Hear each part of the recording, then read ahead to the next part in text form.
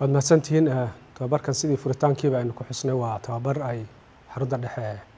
xisbiga laanta deegaanka Soomaalida iyo ay iska kaashadeen macahadka tababarada Afrika. tababarkan wuxuu qayb ka ahaa tababaradii iyo qorshayaashii dhisidda garaadka hogaaminta siyaasadeed ee xisbiga iyo xukuumadda oo muddooyinkii hore inta badan يعني soo noqnoqoshadooda iyo tiradooda qabashadooduna inta ka yaraa tayadooduna ka hooseyn jiray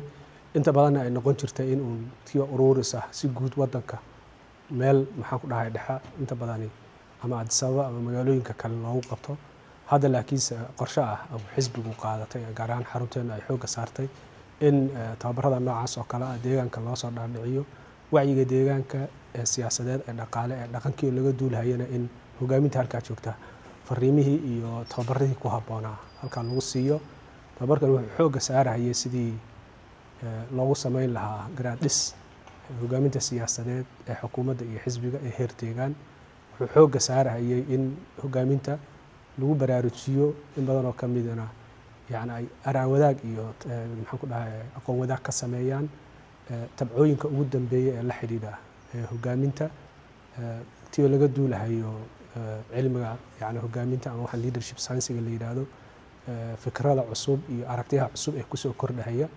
waayahan dambe waxaa jirta in xoogga la saaro in hogaamintu inuu wacyigan cusub inuu tixgeliyo dabeecadda cidda la hogaamiyaha ama waxa la yiraahdo human nature centered leadership la yiraahdo ama wax dabeecadda bini aadamka kii la tixgelinayo in tabcooyinka hogaamintu ay xoogga saarto sidii ay wax uga bedeli lahayd saameyn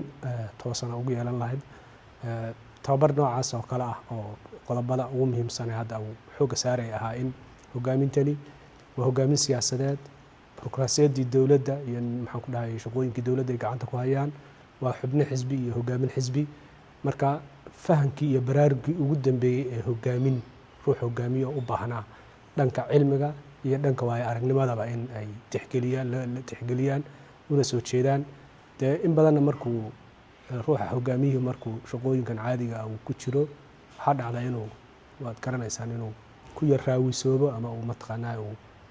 uu hilmaamaba shakhsiyadiisa inuu dhiso oo gaar ahaan waxyaalaha tabcooyinka ugu dambeeya hogaaminood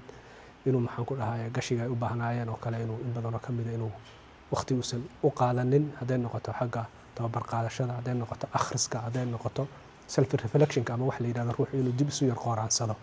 marka tababarkan arrintaas ku saabsanaa muddada 4 bari waxaan ku wadnaa inuu tababarkan uu yani toobkiyo fara badan oo laga soo bilaabo dhinacan cilmi nafsiga ilaa iyo ugu dambeyn tan la xiriidha tababarka dabacadda hogaamiyaha markii loo eego yani hab dhaqanka bini aadamka uu leeyahay human nature-ka inuu wax badan ka bedelay meelo badan oo maxaan ku dhahay la tusaaleeyay baa jirta gaar ahaan dadka Soomaalida iyo contextka Soomaalida hogaaminta hadda jirta iyo wacyigan hadda jira ayuu ka duulahay waaqica dadka inuu maamulo waaqica mataqaanaa ee bulsho iyo dhaqaale iyo dhaqan iyo siyaasadeed aynu ku jiro tabcooyinka hogaamineeda ku habboona ma la leeyahay iyadoo laga duulahayo tababar ku saabsan oo maxaan ku dhahay toobiye fara badan dood laga galay soo jeedin fara badan laga sameeyay buu ahaa. waxaa kaloo ayadana inta noo weheliyay gabagabadii tababarka waxaa nagala soo qayb galay madaxweynaha dowladda deegaanka Mudane Mustafa. madaxweynuhu wuxuu ka sameeyay gunaanad la xiriira tababarkan ahmiyadda uu leeyahay iyo jahaynta guud ee siyaasadeed ee hogaaminta siyaasadeed ee deegaanka looga baahan yahay oo uu xoogga saarayo inuu mas'uuliyad taariikhi ah ama mas'uuliyad jiil wax generational responsibility la yiraahdo ama generational legacy la yiraahdo inay inaga saaran tahay yani waayeel jiraba waa inaga cidii maanta fursadan gacanta ku haysa ee xukuumaddan iyo xisbi ahaan fursad gacanta ku haysa mas'uuliyadda wuxuu ka saaran yahay jiilkan soo socda inay dhaxal uga tagaan dhaxalkaas uu noqdo ku dayasho hogaamin ku dayasho mudan. hogaamiye ku dayasho mudanna waa hogaamiyaha si joogto ah isu dhisa garaadkiisa aqoontiisa shakhsiyadiisana ula jooga.